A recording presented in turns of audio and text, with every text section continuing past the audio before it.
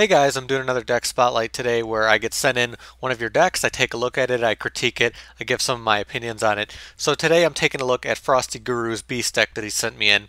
It's kind of a variation on Baby Raccoons. It uses level 2s and level 3s to do kind of variations on some plays and does some interesting stuff, and I'll get to talking about it. Definitely a fun deck type.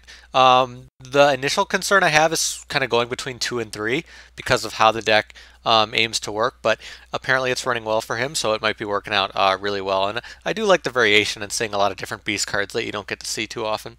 So for his cards, he's running 2 Des Koala. So Des Koala can be a really powerful burn card, and if you are doing a deck like this, he kind of has some mix between doing some initial burn and doing some cool plays with that, so I can understand why he's running this. And then he's running 3 Bubonic Vermin, so allowing him to special summon more.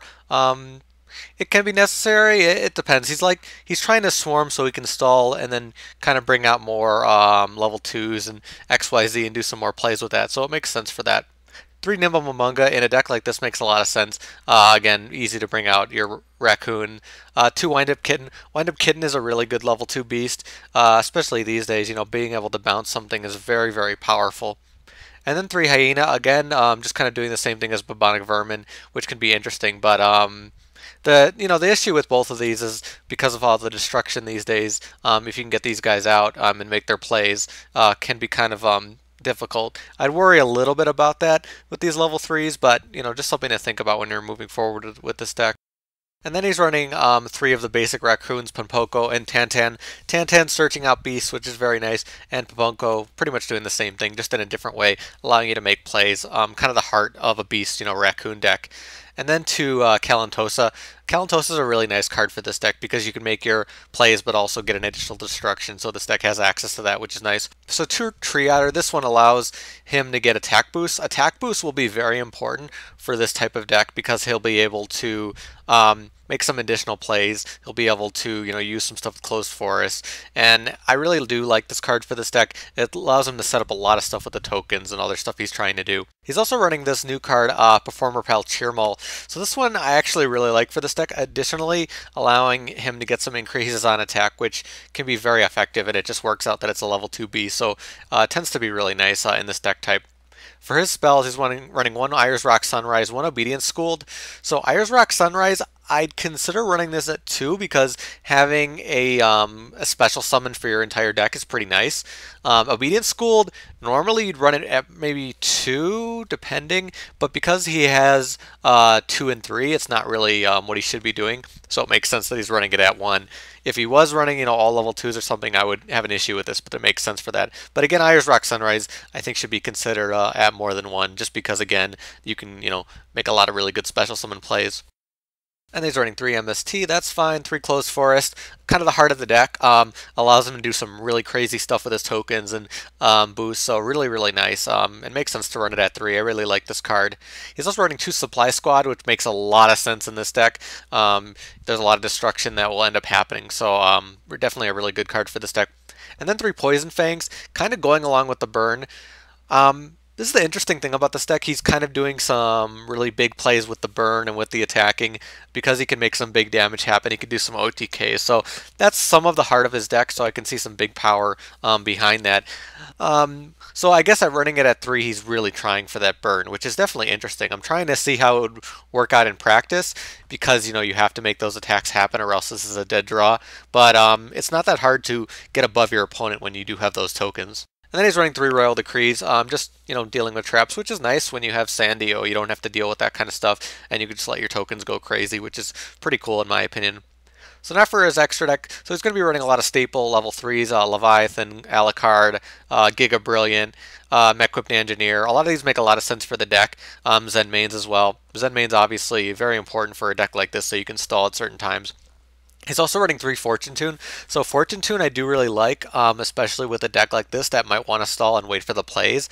I think 3 might be pushing it. The thing is that there isn't a lot of choices for his extra deck, so I can see why he's running it at 3. But because of how Fortune Tune's effect works, that it can go back to the extra deck, that it can protect itself from card effects, I really don't think it's necessary to run it at 3. So you can probably consider what you want to do with the extra deck. Maybe if you want to run more copies of other things or some other cards you haven't thought about yet. For his level 2s, he's running 2 number 64. Makes a lot of sense. In a Raccoon deck, usually you do want to run this at 3 because it's a very powerful card.